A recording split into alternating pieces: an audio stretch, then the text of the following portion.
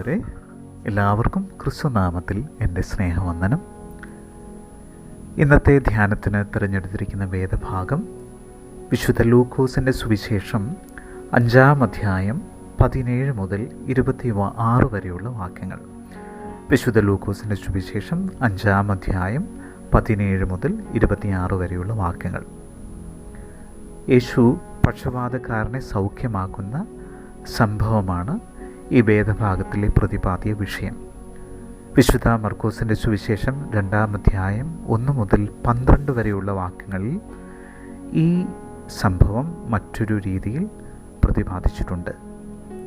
നമ്മുടെ ഈ ധ്യാനത്തിലേക്ക് പ്രവേശിക്കും മുമ്പ് അടുത്തിടെ വായിച്ച ഒരു കവിത ഓർത്തെടുക്കുന്നത് നല്ലതാണ് എന്ന് വിചാരിക്കുന്നു. ഒറ്റമുറി എന്നാണ് ആ കവിതയുടെ പേര്. റഫീഖ് അഹമ്മദാണ് കവി. അദ്ദേഹം എഴുതിയ ചില വരികൾ ഞാൻ ഓർത്തെടുക്കട്ടെ. കിടപ്പിലായാൽ ഒറ്റമുറിയുള്ള ഒരു ചെറു വീടിന് പോലും ഒരു വലിയ ലോകമാകുവാൻ കഴിയും. തൊട്ടപ്പുറത്തേക്ക് ഒരു കടൽ ദൂരം, തൊട്ടടുത്ത ആളിലേക്ക് ഒരു ജന്മദൂരം. നിങ്ങളുടെ ഭാഷ ആർക്കും മനസ്സിലാവാതെയാവാം. മറ്റുള്ളവരുടെ ശബ്ദം ഒരു പ്രകാശവർഷത്തിന് അപ്പുറത്താവാം. ഒരു ചെറു മറുപടിക്ക് നിങ്ങളിലേക്ക് എത്തുവാൻ ചെവി മടക്കുകളിലെ ഒരുപാട് കുന്നുകളും താഴ്വരകളും താണ്ടേണ്ടതായി വരും. ഒറ്റമുറിയുള്ള ആ വീടിനകത്ത് സമയം പലതായിരിക്കും.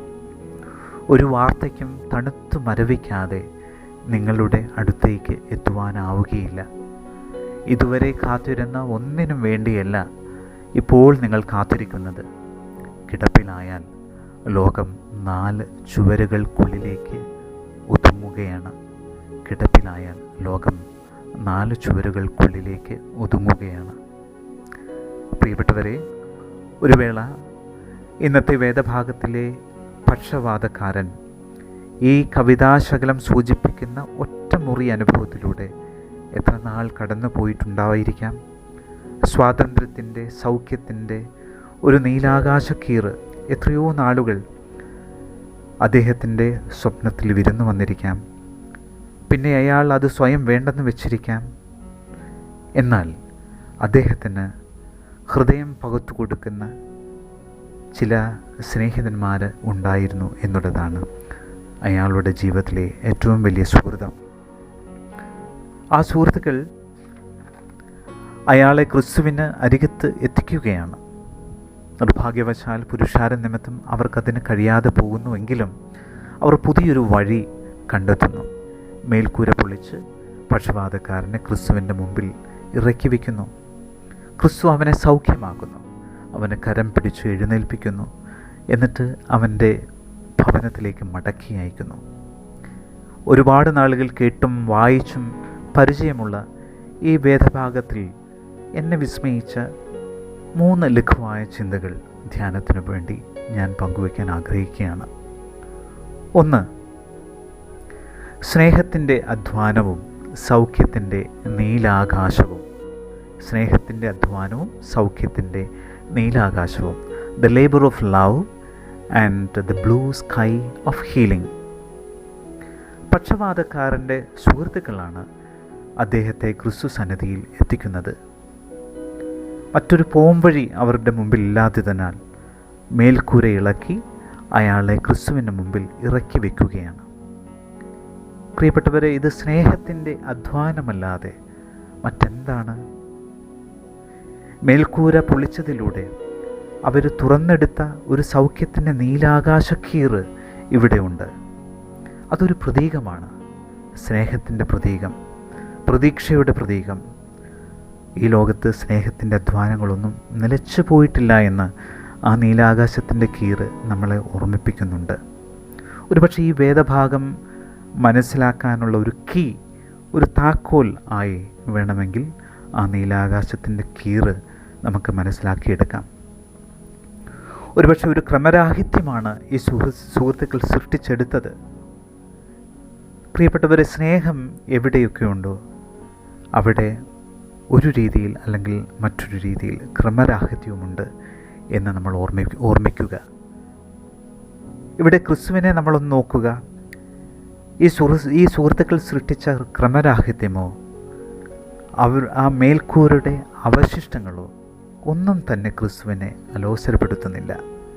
മറിച്ച് ക്രിസ്തുവിൻ്റെ ശ്രദ്ധ മുഴുവനും പക്ഷപാതം എന്ന രോഗം ജീവച്ഛവമാക്കി മാറ്റിയ അപമാനവീകരിച്ച ആ മനുഷ്യനിൽ മാത്രമാണ്. മേൽക്കൂരകളുടെ അവശിഷ്ടങ്ങളെക്കുറിച്ചുള്ള വേവലാതികളോ അല്ല, മറിച്ച് സൗഖ്യത്തിൻ്റെ നീലാകാശത്തെ സ്വപ്നം കാണുന്ന മനുഷ്യരോടുള്ള അഗാധമായ പ്രണയമാണ് ക്രിസ്തുവിനെ ലോകത്തിൻ്റെ മഹാവൈദ്യനാക്കി മാറ്റുന്നത്. മേൽക്കൂരകളുടെ അവശിഷ്ടങ്ങളെക്കുറിച്ചുള്ള വേവലാതികളല്ല, മറിച്ച് സൗഖ്യത്തിൻ്റെ നീലാകാശത്തെ സ്വപ്നം കാണുന്ന മനുഷ്യരോടുള്ള അഗാധമായ പ്രണയമാണ് ക്രിസ്തുവിനെ ലോകത്തിൻ്റെ മഹാവൈദ്യനാക്കി മാറ്റുന്നത്. 2, മരണത്തിൻ്റെ നിർജീവതയും ഉയിർപ്പിൻ്റെ ആഘോഷവും. മരണത്തിൻ്റെ നിർജീവതയും ഉയിർപ്പിൻ്റെ ആഘോഷവും. Lifelessness of death and celebration of resurrection. ഈ ഭാഗത്ത് എന്നെ ഏറെ ആകർഷിച്ചത് ക്രിസ്തുവിൻ്റെ മനോഹരമായ വാക്കുകളാണ്.